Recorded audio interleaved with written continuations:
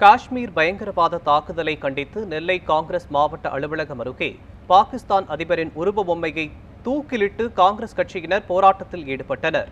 இதுகுறித்த கூடுதல் விவரங்களை நமது செய்தியாளர் ஆல்வின் வழங்க கேட்கலாம். ஆல்வின், காஷ்மீர் தாக்குதலை தொடர்ந்து நெல்லையில் காங்கிரஸ் கட்சியின் முன்பு போராட்டம் நடைபெற்று வருகிறது. தொடர்பான முழுமையான விவரங்களை பதிவு பண்ணுங்க. காஷ்மீரில் நேற்று மாலை நடைபெற்ற அந்த தீவிரவாத தாக்குதல்ல 26 பேர் உயிரிழந்திருக்கிறார்கள். சிலர் இன்னமும் மருத்துவமனையில் அனுமதிக்கப்பட்டு சிகிச்சை பெற்று வரக்கூடிய ஒரு நிலை இருக்கிறது. நாடுகளிடையே மிகப்பெரிய அதிர்வலைகளை ஏற்படுத்தி இருக்கக்கூடிய இந்த தீவிரவாத தாக்குதலுக்கு இன்று பாகிஸ்தானில் இருந்து செயல்படக்கூடிய ஒரு அமைப்பும் பொறுப்பேற்று இருக்கக்கூடிய சூழல்ல இந்த தீவிரவாத தாக்குதலுக்கு இப்ப இந்தியாவினுடைய முக்கியமான தலைவர்கள் கண்டனங்களை பதிவு செய்திருக்கிறார்கள். பல்வேறு தரப்பும் எதிர்வினை தெரிவித்திருக்கக்கூடிய அதே வேளையில காங்கிரஸ் கட்சியினுடைய திருநெல்வேலி மாநகர் மாவட்ட காங்கிரஸ் கமிட்டி சார்பாக இந்த கட்சியினுடைய அலுவலகத்துல பாகிஸ்தான் அதிபரினுடைய உருவ பொம்மையை தூக்கிலிட்டு இந்த போராட்டம் என்பது நடத்தப்பட்டது.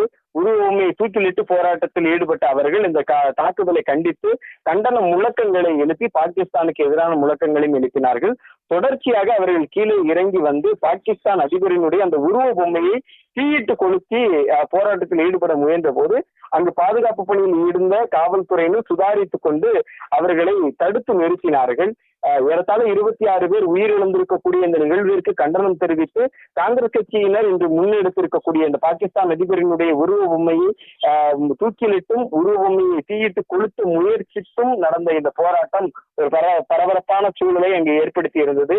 எனினும் பாகிஸ்தான் அரசாங்கம் இது போன்ற தீவிரவாத தாக்குதல்களுக்கு தீவிரவாதம் அங்கிருந்து செயல்படுவதை தடுத்து நிறுத்திட வேண்டும் என்ற முழக்கங்களையும் அவர்கள் எழுப்பினார்கள். காஷ்மீர் தாக்குதலை கண்டித்து காங்கிரஸ் கட்சியினர் போராட்டத்தில் ஈடுபட்டு வருவது தொடர்பான விவரங்களை வழங்கியதற்கு நன்றி ஆல்வின்.